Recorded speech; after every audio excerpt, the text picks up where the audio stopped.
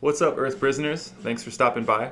Welcome back to part 6 of the King Gizzard album analysis, and as I mentioned at the end of my last video, this one is going to be covering I'm in Your Mind Fuzz.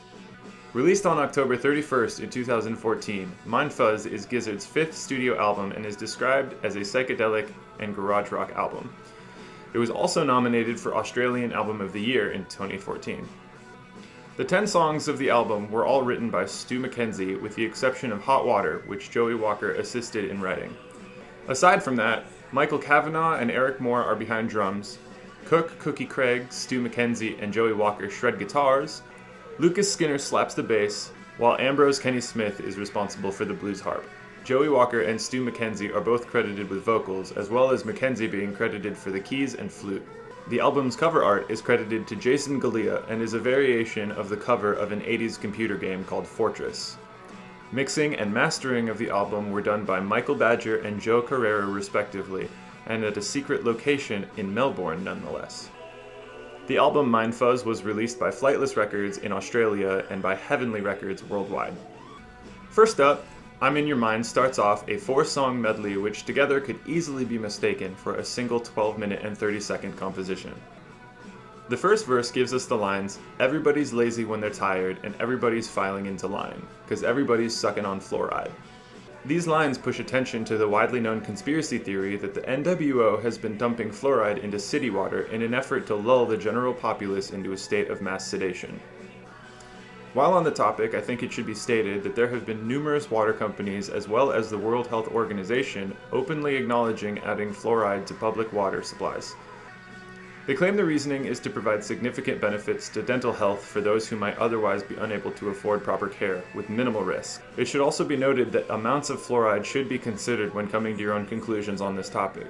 Fluoride does in fact assist with dental health, or at least dentists use it during teeth cleanings as a means to prevent tooth decay.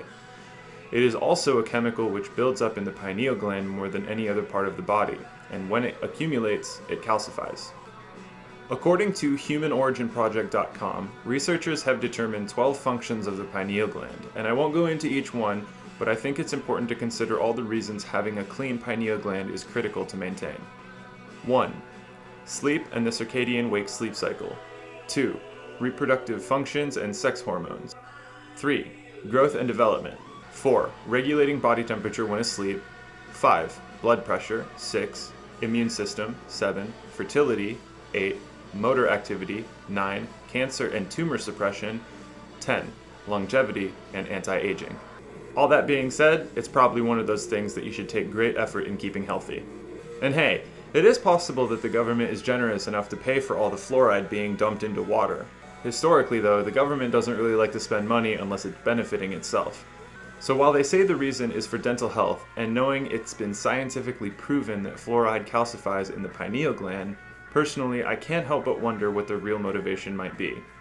I like the thought of the government caring about the poverty-stricken, but recent history would have me believe otherwise. Something's fishy. The government doesn't really do generosity. It mislabels greed and frames it in a way that only sheds light on the most acceptable aspects of the issue being dealt with. For instance, here in America, you got $1,200 from Daddy Government. What they don't mention is where that money goes once you spend it. You and everybody that you know got $1,200, and now you can go give it to the people everybody else is giving their money to. In exchange, maybe you get a new TV, maybe a gaming console, or if you're smart, you can pay your bills or get groceries. But is that really smart? You don't really think about it, but the government gave billionaires all of your money. The only difference is that they kind of jerked off your dopamine receptors for a week. All you are is a middleman. You took money from the government and you subsequently gave it to the billionaires, who then lobby the government and pay your senators and congresspeople copious amounts of money to keep the laws repressive to those who can't afford to see the law as how much it costs to do that.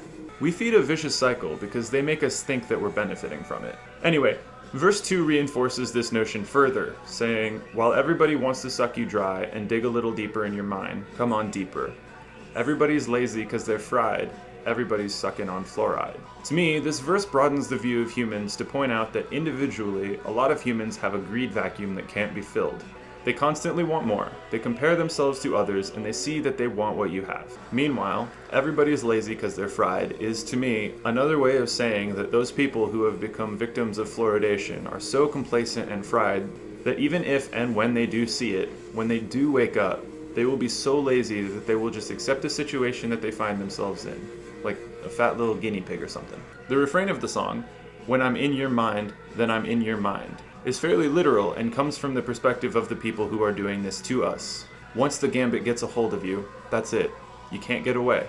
And unfortunately, we may very well be too late. The song features several connections to Gizzard's other songs, such as a variation of the chorus of "Am I in Heaven" at 1 minute and 23 seconds in, as well as elements of this song showing up in Evil Death Roll's verse from the album Nonagon Infinity, and the outro to Lord of Lightning from the album Murder of the Universe. "I'm Not in Your Mind" is the instrumental track too. The song cycles quickly through various guitar riffs, including a section based on the well-known medley The Streets of Cairo, written by Dan W. Quinn in 1895. "I'm Not in Your Mind's bass riff is later adapted into the main riff of the Balrog from 2017's Murder of the Universe. I think it's interesting and maybe worthy of attention that this song essentially takes music from the past and future, almost as if it shows two ends of a timeline, but that's just a random thought. Let me know what you guys think down in the comments. "Cellophane" is an extremely catchy, fast-paced tune which praises the invention of 3D movies. Diving deeper though, it is clear to see that this is actually a carefully concealed warning of the frightening speed at which technology is advancing. Yet as humans who benefit from these novelties, we are blind to the fast approaching singularity that will decimate life as we know it. Whether through outright destruction or adaptation to those technologies, human beings are a temporary chain link in the chain of evolution. But even so, we sing our doo-doo-doo-doos as though we have not a care in the world.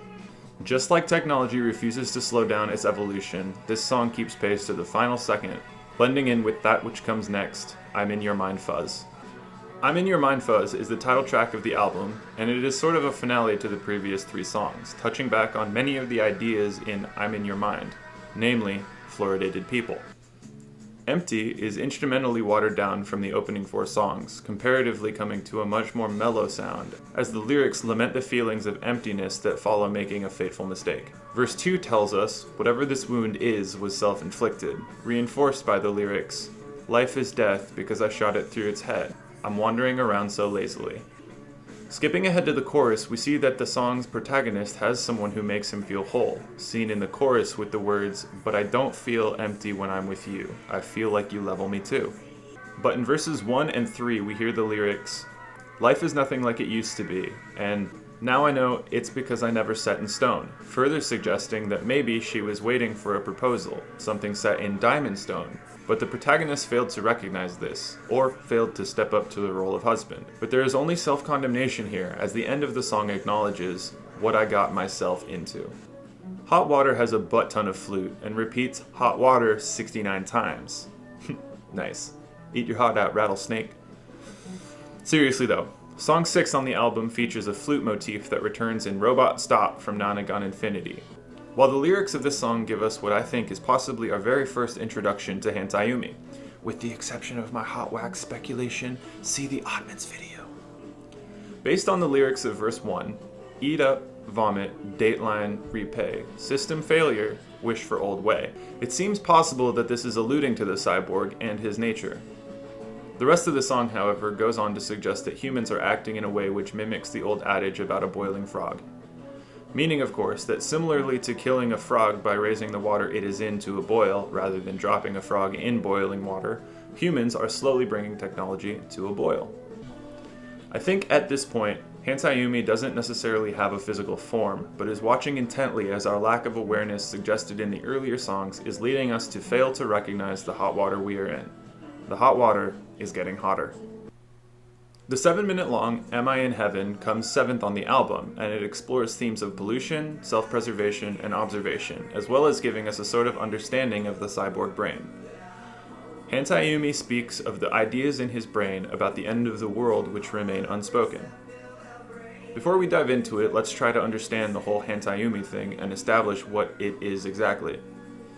In total, I, our, let's all, we, and my are all words in this song used as self-acknowledgement by the speaker. which we can infer as Hantayumi by the line, "When all the bricks that built our brain will be turned into sand by the eternal wave." Our singular brain, not brains, plural. A lot of Gizzard fans believe this line to be a crumbling castle reference, and while it's definitely possible, I think they may also misunderstand what the crumbling castle is. We'll probably break that down in a later video, but for now, in this video, envision the castle as a metaphor for individual bricks melting together to form an amalgamous mound of sand. In other words, in the eternal wave of endless time, the individual blocks of Hantayumi, or humanity, will melt together, becoming one whole unified consciousness, as that's really what sand is. One pile of sand is, after all, an immeasurable number of grains of sand lumped together. The idea of the singer being Hantayumi is further supported by the line, "Mother Nature made everybody else so far," suggesting separation from everybody else. If a true AI existed, as I understand it, it would most likely be born of a massive information collected over a vast input supply, but it would probably also require some sort of ignition spark. Now imagine humans invented a way to digitize themselves into the internet where you'd leave your physical body behind in exchange for near infinite knowledge and immortality. After so many consciousnesses are uploaded to the network, maybe rather than staying separate, they would melt into somewhat of a hive mind. One that knows that it is the essence of all of humanity, but also thinks it understands how to fix the problems humanity left it to deal with. Everybody that I know has jumped right in and taken over you. Once you enter the hive mind, maybe you still feel like yourself, but now you've become something non-human. You've joined the digital brain, becoming a brick in a vast network of bricks slowly eating at each other as they melt into Hantayumi. No longer humanity. So to put it differently, simply even, Hantayumi, who I should mention we are introduced to in a future album, is the sentient result of a large quantity of humans agreeing to have their minds all digitalized into a single hive mind. It is not an individual person in the network. It is everyone who entered. They all became one intelligence who calls itself a cyborg. Am I in heaven is an interesting question. There are so many amazing things about being alive. The beauty of nature really can't be compared. If you are unaware of the evils in the world, you might think that this is heaven, while at the same time ignoring the beauty and love of others and focusing on the misery can give you the opposite impression, one of being in hell. Maybe you're thinking, I know I'm not in heaven or hell because I'm aging and also I'm not burning in hellfire. These are fair points, but to counter them, I offer this thought experiment. You're gonna need to put on your religion caps for this one, and I don't want any hate in the comments. If God could make a place as perfect as heaven, he could determine the rules too. Suppose you were aware that you are an immortal due to experience, like you've witnessed over eons that you will keep existing. Do you suppose you'd find today to be any different from yesterday? Once you've read every book and watched every movie, would you enjoy them? Would you even be able to keep track of how long you've been around? Would you still do things with care and still maintain your desire to keep going? Let me offer the possibility that when God sent Jesus to pay for our sins and grant eternal life, we entered into a looped life. The eternity part is kind of a given in most religions that I'm aware of, and God doesn't really seem to be stingy about giving time. Everyone either winds up in heaven or hell, but the forever part is guaranteed. Clocking out doesn't seem to be an option. Now, if time isn't really an issue, it could either be infinite or a closed loop. There's probably more options than that, but for the sake of argument, let's go with just those two. If it is infinite, I think I'd side with atheists and just want it to be over after death.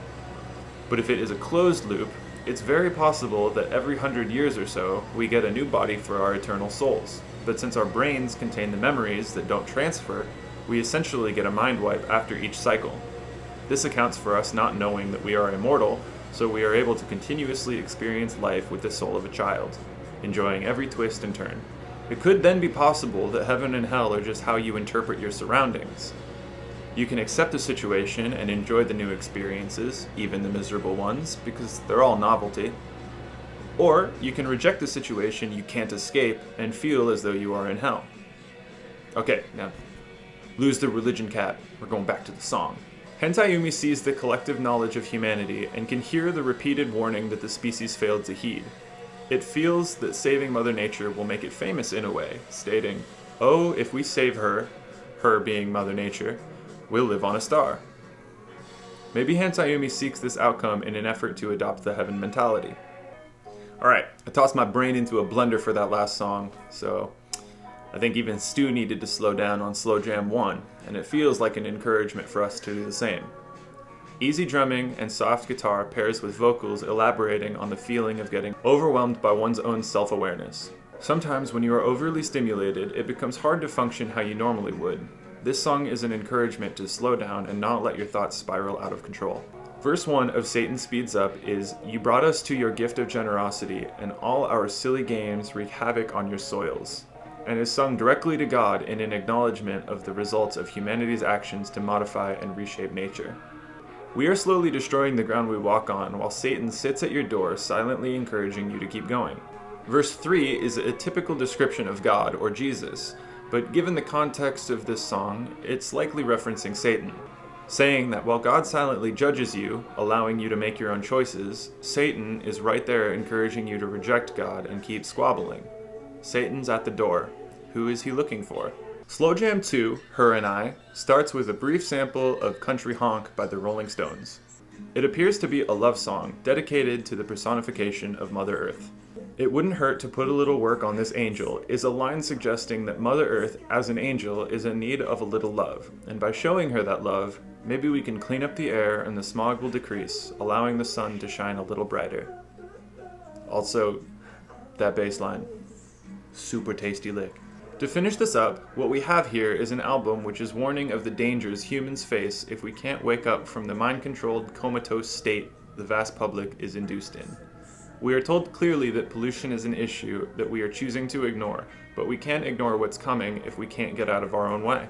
And before too long, it may not be up to us to save the planet, because a new player will be on the scene, and it'll be too late for us. Thank you so much for stopping by. I hope I was able to offer a new understanding for this album to someone out there.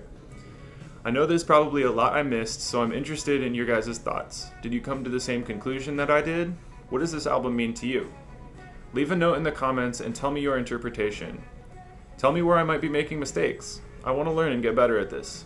If you made it this far and you enjoyed my wizard hat, smash that like button and go check out my previous videos. And while you're visiting the channel, make sure to subscribe so you aren't missing out on future videos and projects that surface.